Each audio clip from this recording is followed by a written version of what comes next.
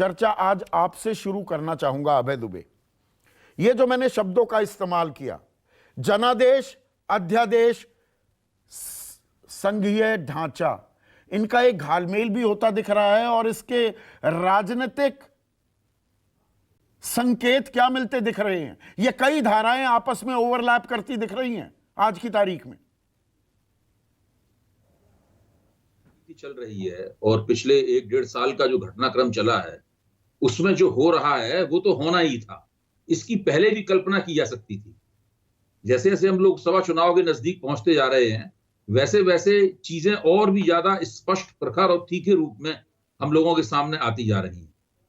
देखिए, जब भारत जोड़ो यात्रा चल रही थी उस वक्त राहुल गांधी ने मेरे ख्याल से एकाधिक बार ये कहा था कि कांग्रेस विपक्ष के साथ मिलकर भाजपा को चुनाव हराएगी।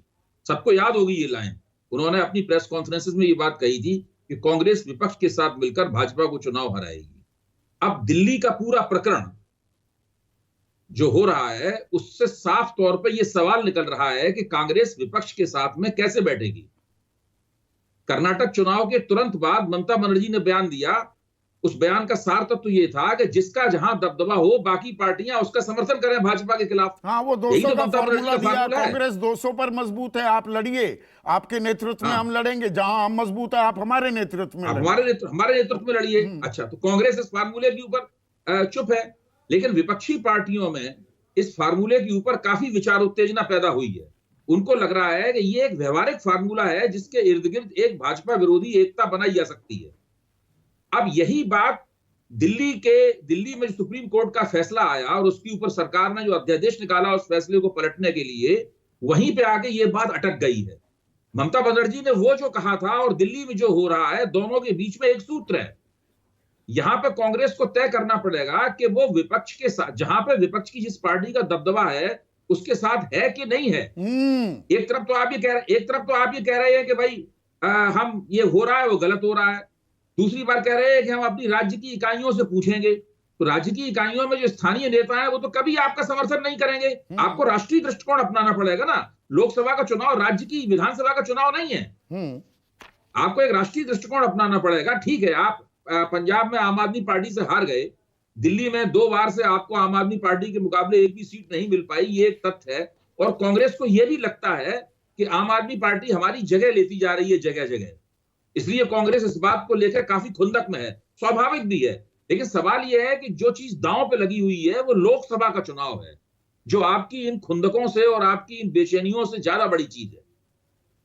तो इस वक्त कांग्रेस को यह तय करना पड़ेगा कि उसे करना क्या है। नहीं, यहां पर इसीलिए देखिए दो मुद्दों पर अभी राजनीतिक गर्माहट महसूस की जा रही है अभय दुबे। एक तो 28 मई को नए संसद भवन का उद्घाटन है, 19 दलों ने इसको बहिष्कार करने का फैसला कर दिया। उसमें कांग्रेस भी है, उसमें तृणमूल भी है, उसमें आम आदमी पार्टी भी है। पर जहां जनादेश बनाम अध्यादेश की लड़ाई की बारी आती है, कांग्रेस अभी is sitting on the fence. देखिए, वो जो प्रधानमंत्री उद्घाटन करें, राष्ट्रपति उद्घाटन करें, कि स्पीकर उद्घाटन करें, एक प्रस्ताव ये भी है कि स्पीकर को उद्घाटन करना चाहिए।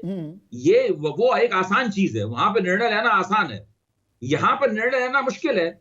यहां पे तो आपको आपको अगले लोकसभा का चुनाव देखिए। और आम आदमी पार्टी जो संघर्ष कर रही है वो संघर्ष केवल आम आदमी पार्टी के लिए नहीं है। वो तो जब कांग्रेस का मुख्यमंत्री होगा तो उसको भी वही सुविधाएं, वही अधिकार प्राप्त होंगे। भाजपा का मुख्यमंत्री होगा, क्या वो अधिकारों को त्याग तो ना देगा? ऐसा तो ना कहेगा कि भाई आम आदमी पार्टी की सरकार की वजह हमारी सरकार है इसलिए हम इन अधिकारों को त्यागते हैं। अब हम उस तरीके से ब्यूरोक्रेसी अफसरों के तबादले का अधिकार हम त्यागते हैं, तबादले और नियुक्तियों का अधिकार त्यागते हैं, ऐसा थोड़ा ना होगा। तो वो तो दिल्ली के अधिकारों के लिए संघर्ष कर रही है। इसमें जनादेश की बात भी आ जाती है ना। 11 मई को जो सुप्रीम कोर्ट जाहिर है जिस पार्टी को जनादेश मिलेगा, जो फैसला सुनाते हुए कहा वो देखिए जनता ने जिस सरकार को चुना है वो फैसले नहीं ले पाएगी तो फिर वो लोकतंत्र बेईमानी हो जाता है।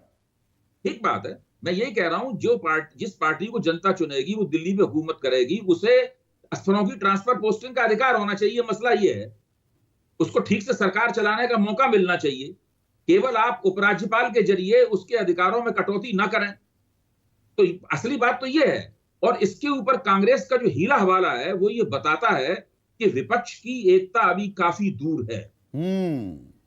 भाजपा के मुकाबले विपक्ष की एकता का जो इंडेक्स होगा, वो इंडेक्स 2014 में भी 0 था, 2019 में भी 0 था, और अगर यही रवैया बना रहा कांग्रेस का तो 2024 में भी वो 0 होगा।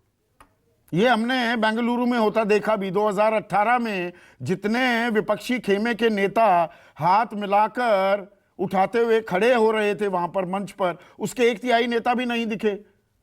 अभी 20 तारीख को जब शपथ ग्रहण समारोह हुआ, ये सब फोटो अपॉर्चुनिटी है। जब मुद्दे आते हैं और उस वक्त आपसे कहा जाता है कि आप अपना रवैया साफ कीजिए, उससे तय होता है कि दरअसल आप करना क्या चाहते हैं। सही बात है।